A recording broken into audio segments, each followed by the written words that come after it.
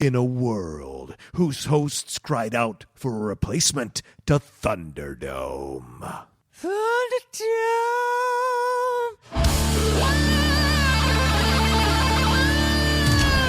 The Top 10 is proud to bring you the Relist. Relist! Relist!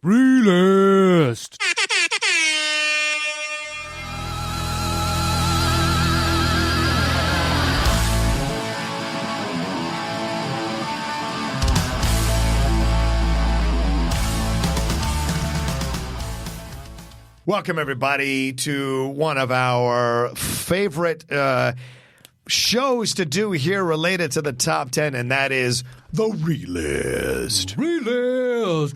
Relist! Oh! Look at that. You got it on time. Sometimes you're a little slow on that. I don't want to. I wanted to. I'm sorry. I'm juggling a lot of hats over here. Aren't we all? Really? Because you're, just rifling through on your ship. You could download an air horn and help me out. If you like. I don't feel like that's the right thing for me to do. Oh, see, notice I like that. If I introduce the show and then do the air horn, it feels like, oh, there we go. We actually have somebody that's sitting in there and.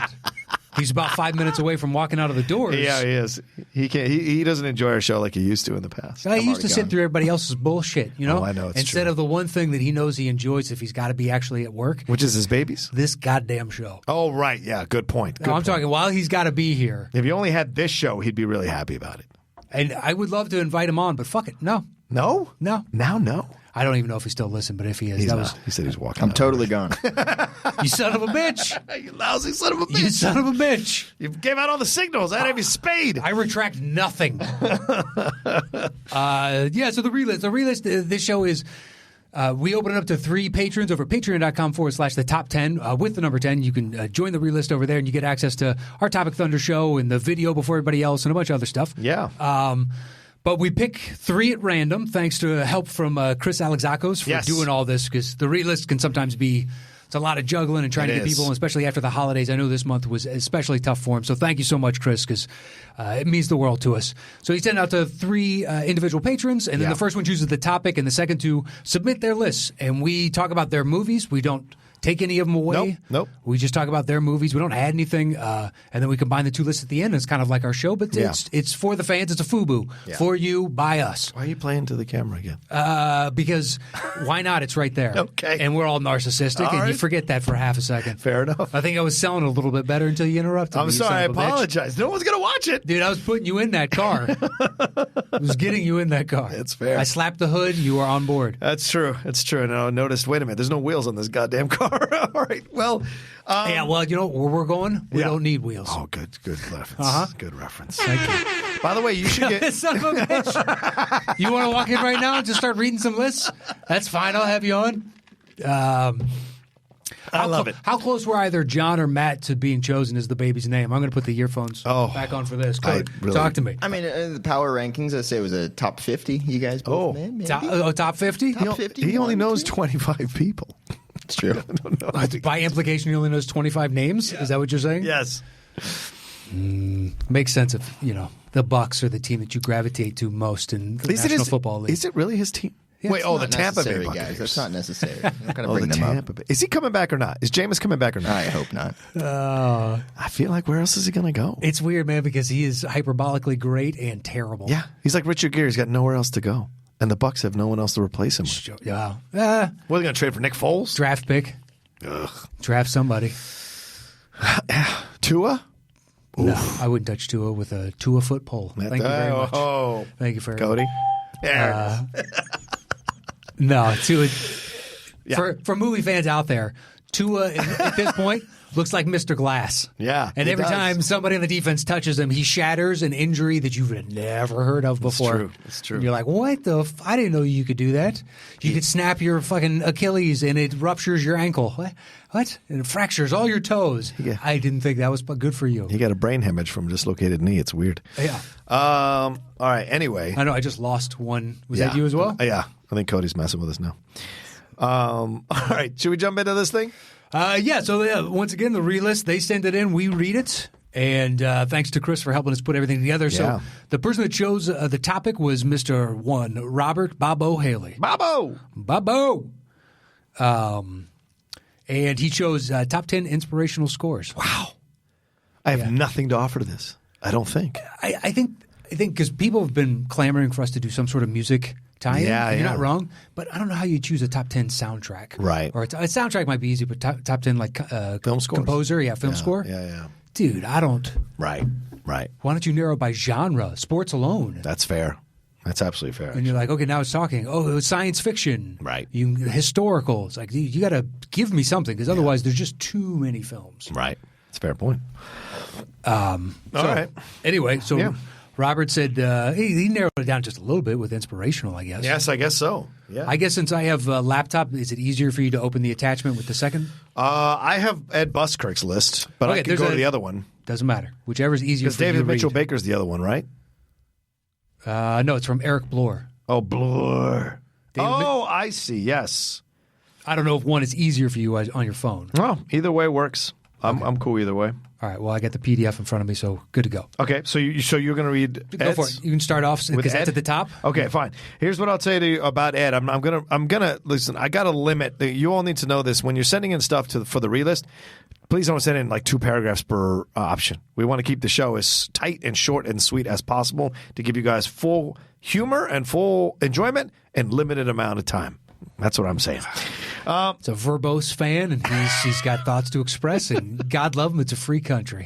Ed Buskirk, John and Matt, although you are more than welcome to, please don't feel you need to read all of this on the air. Okay, I won't. No, I'm joking. This is my first relist, and although I will try to be brief with my thoughts for each film, you failed miserably, Ed. I would like to thank you for the countless hours of entertainment that you have provided us all with. Oh, it's very kind. You may or may not know that my wife and songwriting partner became permanently disabled a number of years ago due to a mental illness. All right, so I'm an asshole. Yep. Although she is not a shut-in. You're playing to the camera too, by the way. I am playing. I'm sorry.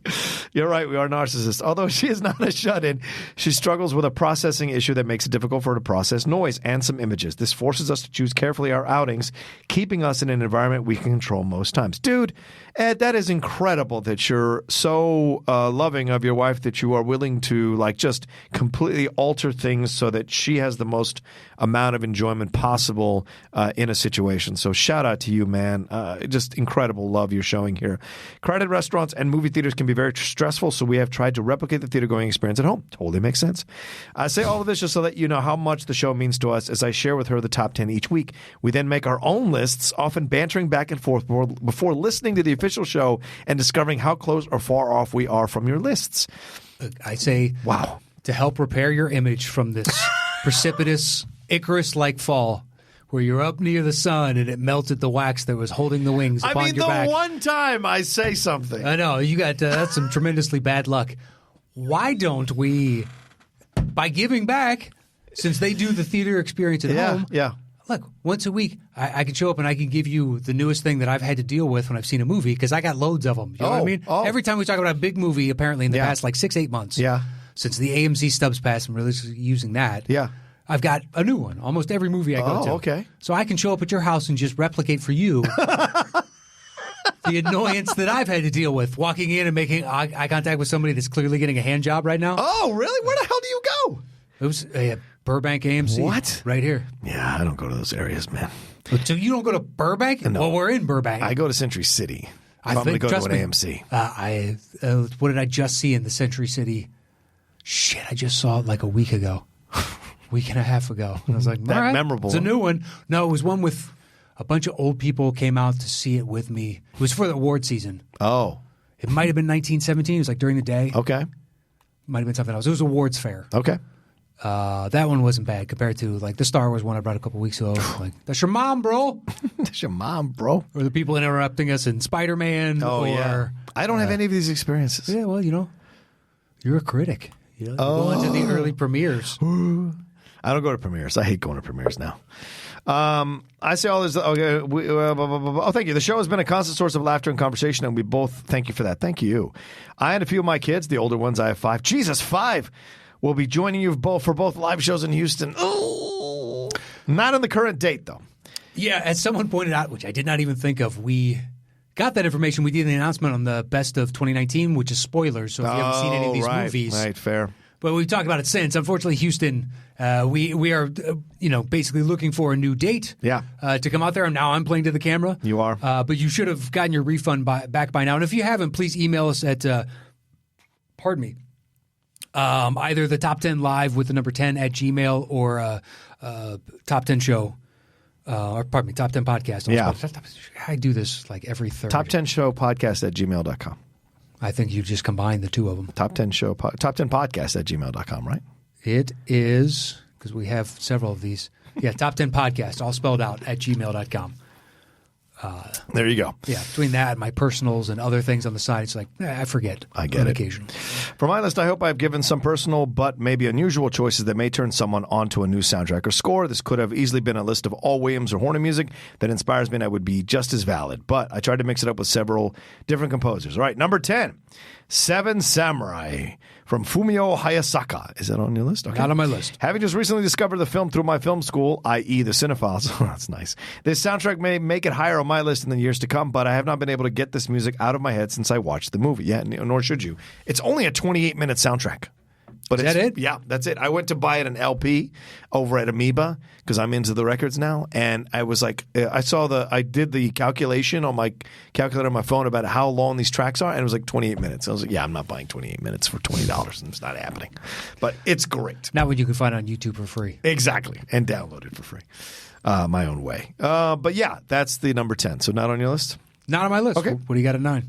9 is Last of the Mohicans, which I would have put in the top 5, but it's a good choice, not on this list. Okay. Trevor Jones and Randy Edelman from the main title track on this score lifts the spirits, especially the most well-known track, The Kiss. That's right. This soundtrack may be the very best part of this movie, and that is saying something in a Daniel Day-Lewis film. It's certainly equal to how good that movie is. That's for damn sure. The string section. Yeah. It's got this great little, almost march-like pace to it. Yeah. But the lilt between the strings, and sometimes it gets to these soaring crescendo, and it's the same repetition of structure. Yeah. It is. It's damn good. And it's taking you on the adventure. Mm-hmm. It's moving. The score moves you. Like it's moving you physically and your mind as you listen to it. So, yeah. All right. His number 8 is Emma from Rachel Portman.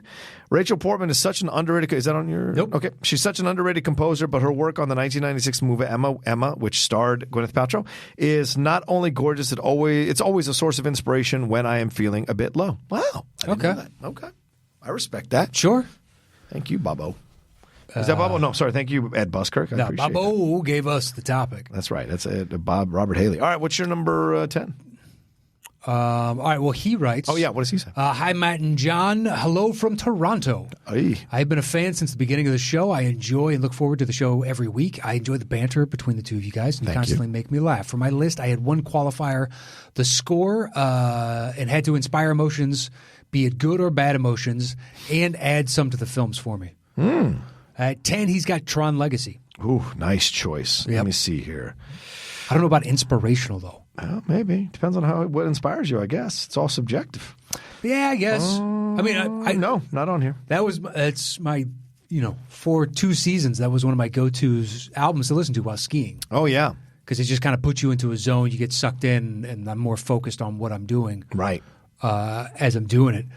I agree. He says, I love the score in the movie. I think it helps bring the world of Tron to life. Having Daft Punk doing the score was amazing. As a fan of EDM music, I loved it. Mm-hmm. I agree. I think Daft Punk was the perfect choice to bring this digital music form that still has cinematic aspects to it inherently in the way they create and orchestrate their own songs. Yeah. And to marry that beautifully with a movie, they help tell numerous different scenes just through the music alone. I agree with you. I thoroughly enjoyed it. It's one I've kept on. I rarely buy scores, and I rarely keep them on my iTunes when I do. Mm-hmm. This is one that has stayed on since the first time I saw the movie. Yeah, I know the movie's not 100% great, but I like it. And I like what it presents and the possibilities and the concepts. Exactly. But the music itself is really next level. It's so much better than the movie. So I like to listen to and think about the best parts of the movie while listening to the music. Yeah, your favorite scenes? Yeah, exactly. Mm-hmm. Yeah. It's got all the potential in the world. I hope they go back to it. Yeah. Because there's genuinely something unique and interesting here. This movie just left me at the end. I was like, okay. Yeah. I left unfulfilled. Right. Plus, Clue looked weird. No matter how much I kind of got used to him, I never did. Yeah. 9, he's got Jurassic Park. Not on this list. All right. He says the score in this movie is for one iconic for one. Interesting. For one iconic. For one. Yeah. And what else? From the first time that you see the island, when you hear the main theme to the end credits, I was just in awe. I agree. Yeah. Really, they do set the tone. Spielberg made a nice choice. Is that another Williams? Yeah, I think so. And he's only done a couple of them that are not outside of. Yeah. It's kind of his go-to, which I don't blame him. His go-to. Well, it's like De Niro with Scorsese and Scorsese with De Niro. Yeah. You got somebody you really enjoy working with, or the directors and cinematographers that work together a lot. And yeah. It's got to be cool to have some sort of collaboration where you help create this organic vision. Yeah. I dig it. Yeah, Jurassic Park's great. 8, he's got Coco. Oh, wow. The Pixar movie. He says not on this list here for Buskirk. Okay. All right. This movie is simply beautiful. From the look, parenthetically, the animation to the story, the music, both and to the music and the score and the songs. Remember Me is both crushing and lovely at the same time. True. It brings a tear to my eye every time. Tracks like Crossing the Marigold Bridge and 1 Year Later just enhance the movie. Yeah. I don't disagree. Yeah, that last song, when he's singing in the grandma. Forget it. Boom. Who the actual uncle was and... music isn't a bad thing, but it's her holding on to the memory of her father. That's how she's managed to do it all these years, and you couldn't figure out why this one soul was still alive. Yeah. Because he was being held on by his daughter. But when she's like, remember me, and she sings that back. Yeah. And she reverts back to being you're like, I wish the rest of the movie had been that good to me. Okay. That end is a gut punch, even though I was like, this is good. It's beautiful to look at. Yeah. That Marigold Bridge is stunning. Oh, yeah. Absolutely, visually incredible. They do it over and over in this weird built-up city in the spectral state. I don't know exactly what it is. It's beautiful. I just thought, I don't know, it kind of the B story, or no, the A story, but how it almost takes a B story with the guy that he thinks is Elvis in essence, and that's his dad and whatnot. I wasn't as kind of checked into that. Right. Is it because there was Latinos? I told you the gut punch at the end was fantastic. Who's a bigger? Let's see. I'm trying to think. Edward James Olmos fan. This guy. Oh, yeah. There you are? This guy. Interesting. All right. Who loves Cheech and Chong? This guy. Oh, all right. Fair. 50% Cheech Marin. You're a big La Bamba fan. Big La Bamba fan. Big. Huge. Lou Diamond was Latino to me. By the way, I didn't know he's on that Fox show, the one with Michael Sheen. Yeah, Prodigal Son? Yeah. I tried. I know. Me too. I was flipping through channels last night and happened to I didn't even know Lou Diamond had been on the show or is on the show. I was like, wow, okay. Yeah. It was the other characters. So Lou Diamond's team. Yeah. And I don't understand. You guys are openly playing like a caricature of this type of character. Right. Not you, Jam. Yeah. I don't disagree with you. But the interaction between Michael Sheen and his son. Oh, those are great. Yeah. I wish the show is not all that. Can't be. Yeah, it's unfortunate. All right. His number 7, Ed's number 7 is Finding Nemo. Not on this list. Okay, Thomas Newman's score. The score for this film is so unique, it sounds as if the ocean comes to life. Newman infuses majesty and wonder to the underwater world that is both fascinating and frightening. I agree. Does a great job. Thomas Newman's score for Phenomenon is great, too. I just recently watched that again for the first time in a while. Travolta? Yeah, I love that movie. I got a weird soft spot for that and Michael. I didn't like Michael as much. I like Phenomenon. Yeah. But they're both like when Travolta had a comeback. Yeah. It was kind of nice to see Travolta. Right. Yeah, agreed. Even though Michael's not good, it's like, yeah, you're okay with it. It's better than Broken Arrow, fuck, which I will never watch again. Just about 1 million of his films are better than Broken Arrow. I know, he's done. He's in a weird place. Yeah, nowadays. Although I've heard mixed things about The Fanatic or whatever that is. Oh, yeah? I know a few people that swear by it. Okay. And everybody else is like, doesn't connect. I need to see it. Feels like there's something there, but it's not good. Okay. All right, so then his number 6 adds is Unbreakable. Not on my list. That's a good score.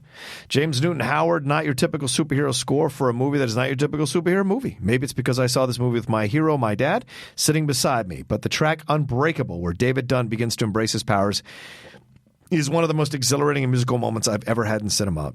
I agree completely. To hear that same musical cue at the end of Split while sitting next to my oldest son made the hair on my arm stand straight up.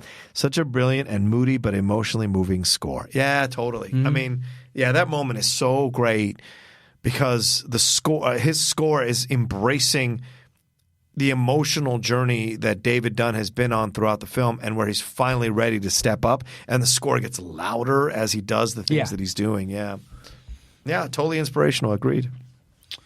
All right, at 7, he has Blade Runner 2049. Oh, great score. Not on this list, but great score, man. This is why we've never done this type of show. Yeah. So far, we have no commonality. I know. This is going to be fun. And it's like scattershot. Yeah. They're both across numerous genres, numerous... Like nobody's wrong so far. Yeah. No, of course. That's objective nature. I know.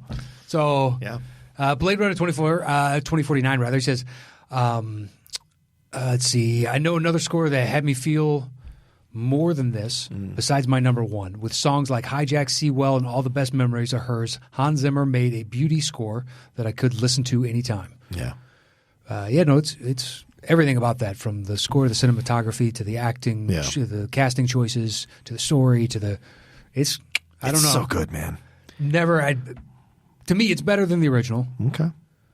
I'm not going to fight you on that. And it's one of those I didn't think the original needed a follow-up. Yeah. We're big Denis stans, you and I. He's never done a film we haven't liked. I don't think so that I've seen. Yeah. May not have seen everything of his. I think there's one that I'm missing. Enemy. I haven't seen Enemy. That's the only one I haven't seen. Is that the Gyllenhaal? Yeah. I don't think I've seen that either. I haven't seen that one. Once I see that's it. It'll close the loop. And Dune's getting all kinds of positive responses. Hence making my most anticipated. Dude, this guy crushes. I love everything you do. You're right. He does. Sicario is dope. Yeah. The Arrival is dope. Arrival's great. You do good work. Yeah. Sicario 2 was fine. Yeah. Sicario 2, well, he didn't shoot it, but yeah, he's involved. Yeah. All right, what's your number 6? 6 is Gladiator. Ooh, good choice. Yep, great choice. No, not on this list. All right, this is one of my favorite movies, and the score just brings it to a whole new level. Mm-hmm. Tracks like Elysium, The Wheat, and Now We Are Free are so peaceful and calming. Yeah.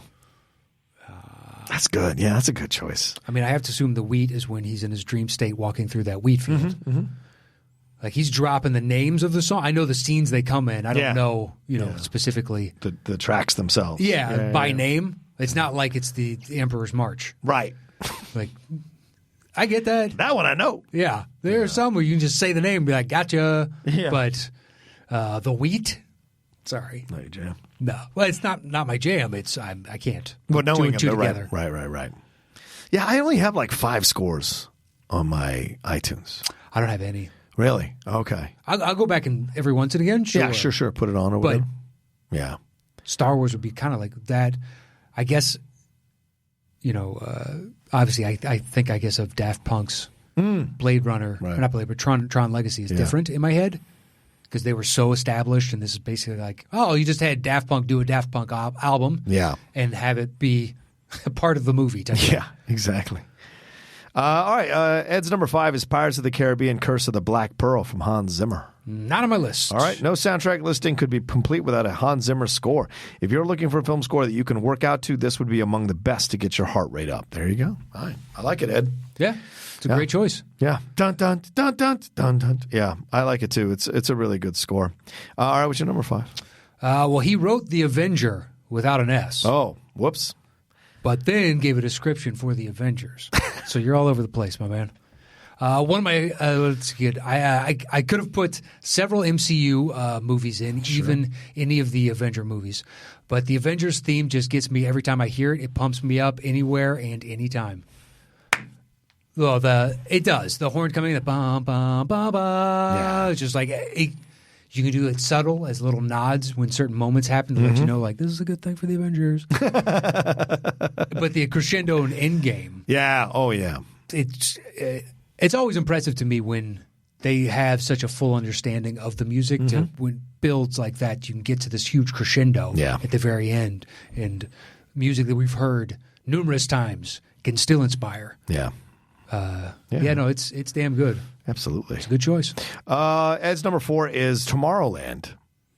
Not on my list. Okay. Interesting choice. Michael Giacchino, this may be an out-of-the-box choice. There you go. Especially when Giacchino has so many phenomenal scores. When I'm looking for inspiration, I can't do much better than a film and a score that was written to be unapologetically optimistic. The score communicates a strong feeling of positivity that the world around us desperately needs more of. All right. I like that. That's actually a really good reason why to choose that score and put it that high on your list. I hardly remember the score. I've only seen it once. Mm-hmm. Me too. I didn't like it that much. No, it's one of those Brad Bird coming in. You got George Clooney taking an idea from Disney and spinning your own reality out of it. So like Pirates, this could be super interesting. Right. And it just fell flat for me. Yeah, agreed. All right, am I? No, that's your 4. Yeah, what's your 4? Is Toy Story. All right, not on the list. Exactly. Will we have one? Therein lies the question. That's a good question. He says, I think I just saw Toy Story at the right age, and it brings back great family moments for me, and the score especially, You've Got a Friend in Me, help with that feeling. Yeah, why not? 100%. I mean, it's such a good score. Randy Newman was the perfect choice. Oh, my God. It's amazing. It's true. The marriage between the two.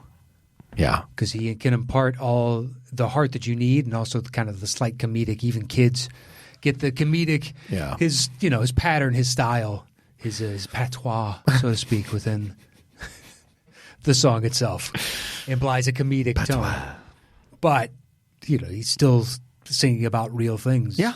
I mean, that song about even the song he throws in the middle of a little bit of score in the middle of it, I Will Go Sailing No More, when he's like, no, not me.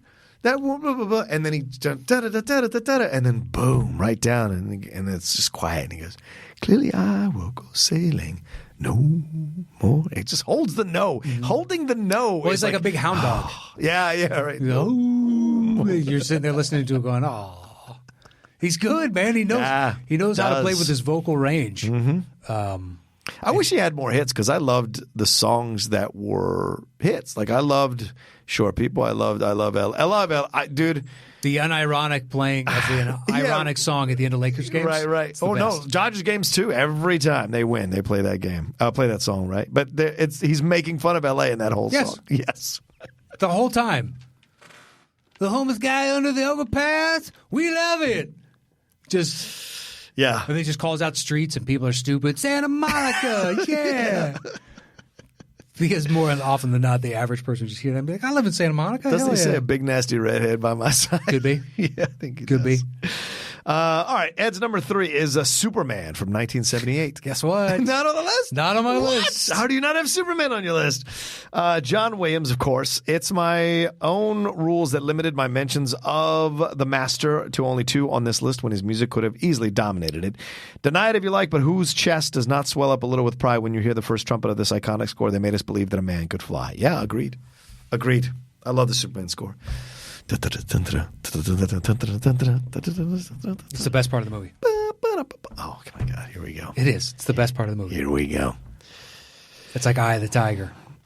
How dare you? How fucking dare you? Are you trying to say Eye of the Tiger is the best part of Rocky 3? Get the fuck out of here. Look, there's only Rocky 4, and the rest of them can suck it. That's just all there is to it. You're an insane person. No, it's Rocky 4 when he defeated communism. And the rest is, I would cut that speech out of that movie. For the sands of time. What, if I can change? Oh, God, I would have cut that out in a heartbeat. Dude, that's him relating to a foreign people. That's diplomacy. And apparently you don't like peace. I don't believe in it. It's a lie. All right, what's your number 3? 3 is Braveheart. Oh, great choice. Not on this list. Exactly. Exactly. Braveheart is one of those ones that's on my iTunes. I used to listen to Braveheart before those Smart Out matches. It would get me in the right mood frame. You're singing to the choir on that one. Right? Such a great score. It will work for the rest of my life. Mm-hmm. And those people that now, that are younger and go back and I watched Braveheart, it was good. You're like, really?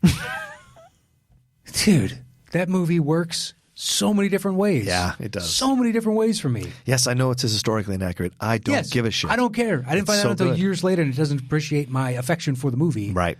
Like, he falls in love twice, and I understand him falling in love with both those women. And he had a genuine connection, and that's in the middle of this super gory historical battle type of thing. And bringing in Longshanks and just we'll hit theirs too. That's ruthless, man. That is fucking ruthless. That dude is a cancer on Earth, and he should be removed. Let's excise that tumor. The Tower of Scotland. Exactly. This is full of Scots. But just that...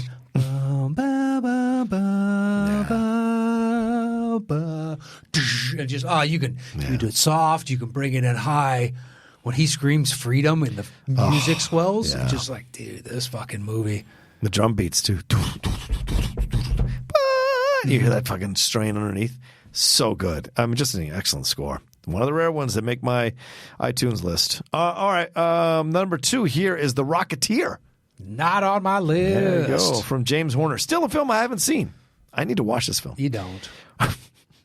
It's honestly, it's good. It'd be better if I was even 5-6 years younger when I had seen it. Yeah. I think most of its magic will be lost on you. There'll be certain aspects where you're like, that looks cool as shit. Right.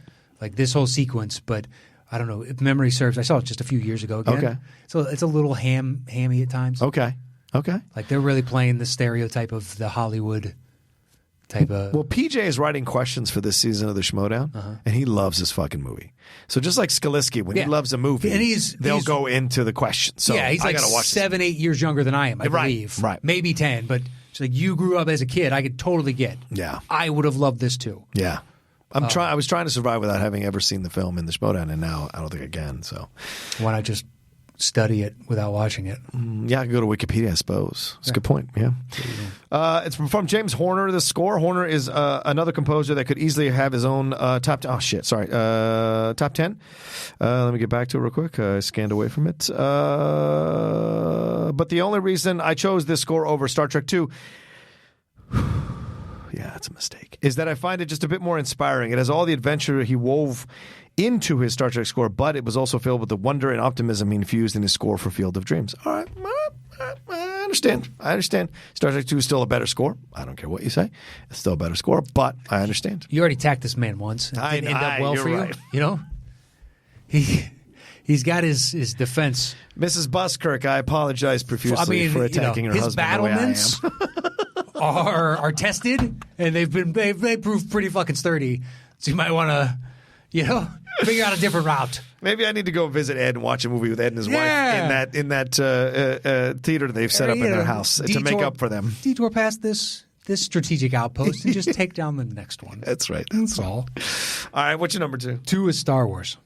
Which one? Just says Star Wars. Oh, okay. That's the number 1, I guess, because Ed's number. I think we do. Ed's number 1 is Episode 4, New Hope. So please go ahead. Yeah, he said honestly, not just for the iconicness. Not sure if that's a word, but from the main theme to Princess Leia's theme to the throne room, end title. There's not a bad piece of music in the movie. Okay. Yeah, who is going to disagree? Like we just said, this is the one where I know. Yeah. When you say, throne room, boom, I got you. Yeah. You're in. You understand. Yeah. Although in Star Wars and New Hope, is there a throne? That would be, Return of the Jedi? Maybe. There's no throne room that they go to. Does Vader sit in when the mask is coming on his head? That's Empire, isn't it? Is that Empire? Okay. Yeah. No, I guess you're right. So maybe he's talking about Star Wars, the entire trilogy or whatever, or the entire 9 films. Yeah, maybe. It just says Star Wars in general. He actually was specific. It's copping out a little bit. But but in my head, A New Hope is Star Wars. Yeah, right? Yeah. It's the way it always was until it became. No, it's part of a story, overall story. Right. Ed says, say what you will about the movies, but John Williams' scores for the Skywalker saga are no perfect. You can really insert any Star Wars score here, but I chose the very first for the particular moment when Luke looks at the twin setting suns on Tatooine and longs for his adventure to begin. That lone French horn that swells into the entire orchestra still gives me goosebumps each time I hear it. Nice. What's your... That was the one. 2? That was so my 1 is Lord of the Rings. Wow, nice. Okay. Once again, it just says Lord of the Rings. So are we saying Fellowship? Are we saying Two Towers? You going Hobbit? Probably not. You're copping out a little bit. Well, he opens with all of them. I can't separate them. Okay. These are my favorite movies of all time. The score by Howard Shore is like lovemaking to my ears. Whoa. At least for me. Yay. You have a sweeping epic music like The Shire, Bag End, Rivendell, and The Road Goes On. Mm-hmm. You have music that fill you with terror with tracks like The Fight of Uruk-hai, Mariah, Khazad Dum, or The Nazgul. Just a great score. Yeah. Okay. Yeah, no, Lord of the Rings is... How can you fight with any of these? I've never complained about the score in Lord of the Rings. There hasn't been one on his list where I'm like, this doesn't deserve to be on the list. Right. And yours as well. Yeah, you can't. Yeah, they're all excellent choices. Right. Which makes it impossible. Which means we'll probably have to flip a coin once, but everything else is just kind of like going down the list. Because Star Wars will obviously be number one. Correct. Right? All right. What do you want to do? So then what's his number one again? Lord of the Rings? Lord of the Rings. I'm cool with that at 2. All right.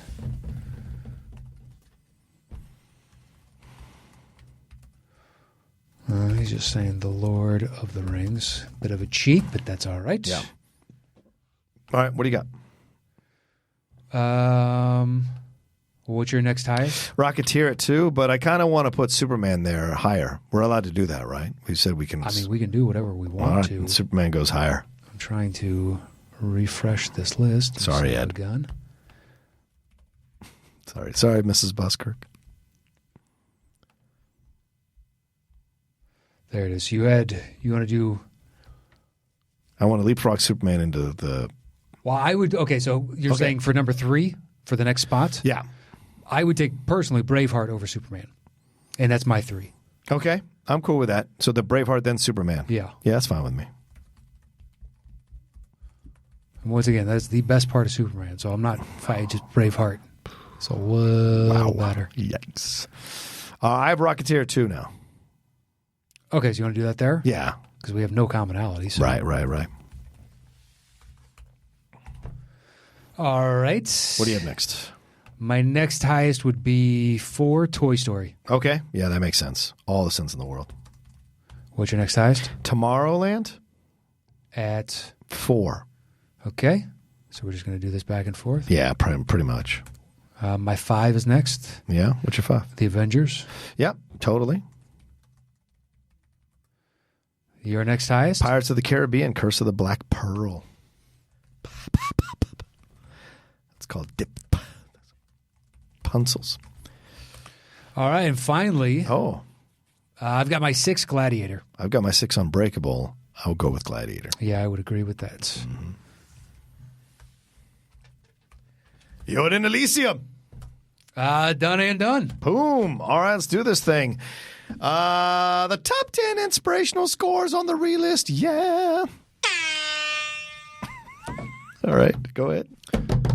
At number 10, Gladiator. At number 9, Pirates of the Caribbean, Curse of the Black Pearl. At number 8, The Avengers. At number 7, Tomorrowland. At number 6, Toy Story. At number 5, The Rocketeer. At number 4, Superman. At number 3, Braveheart. At number 2, The Lord of the Rings. And our number 1 inspirational score on the Realist is... I guess we'll say A New Hope. A New Hope. Star Wars A New Hope. That works for me as well. Well, thank you to Ed, and thank you to... who's the other gentleman? Well, Robert Haley for setting us up with the topic, and Eric Bloor for his list. Eric Bloor. We thank all of you, and once again to Mr. Alex Akos for helping us put everything together over Patreon. We thoroughly appreciate it. And Joe O'Barr and Mike Shea that help us with the back end on the show, and Kristen Smith and Matt Hasso with everything that you help us do with social media. We can't thank all of you enough. Yeah. And we hope you enjoyed this relist. We got another one coming up for you next week, and main show is on Tuesday. Make sure to listen to that. In London, if you want to come out, May 2nd, the show is at 8 o'clock. Tickets are £30. Go to kingsplace.co.uk. Get your tickets there. It's a gorgeous, absolutely gorgeous 400-seat theater. We're pretty sure we're going to easily sell this out. So jump on your tickets now. We've already got numerous people saying, hey, it's me, and I'm bringing like 5-6 people, and we're coming from Manchester and we got people coming from all over the EU again. A few people that missed last year because of family issues and emergencies have already reached out and be like, I bought tickets. That's awesome. Yeah, I'm coming hell or high water. Yeah. Unless another terrible family tragedy happens. God, let's hope not. That's what they're implying. And like, that's what I did. Fingers fucking crossed. Yeah, exactly. Toes crossed, all of it. Yeah. We'd love to meet you. Yeah, and there may be some Liverpool people coming. That's for damn sure. There's people from Liverpool who are coming in with their Liverpool jerseys, Liverpool memorabilia. I want to see some Liverpool colors out in the audience, personally. Hell yeah. Personally. And from my team, Arsenal. Guys, let's get out there and let's roll it out deep. His team this week, yeah, I know. I chose Arsenal. That's just arbitrarily. Fully, that's it. There's no going back, by the way, if you choose it. I know. All because the dumbest reason possible, I love the name, I love the iconography, I love just the fact that in a world where we had to lose bullets, somebody is still Arsenal. That's awesome. You guys are just like, fuck off. You respect the Stones of that. Well, it's not Redskins. No? Well, true. That's for sure. It's not Indians. I'm not going to defend it. Yeah. That's brutal. Yeah. That needs to change. Agreed. I understand why bullets was changed. Right. You understand it. Don't agree with it. I agree with you. Well, it's a game that you're trying to lure kids into. Right. It makes all the sense in the world. Yeah. Arsenal is more palatable, so if they were the Washington Arsenal, that'd be pretty sweet. If they changed that, I'd be like, come on, Arsenal can mean so. It could be a metaphorical Arsenal. That's true. It doesn't have to, like a bullet, it's kind of a specific connotation. But they do have a cannon in their logo. So they do. They're very clear what Arsenal they are. Cannon is also technology that if it's not on a ship, we don't use it, so it's kind of cute. That's true. It's quaint. It shows a strength, but not a usable strength. Well, yeah. Yeah. It's like how they play nowadays. Agreed. All right. Well, that's it. Thanks so much for listening to me and Matt on The Realist. Realist.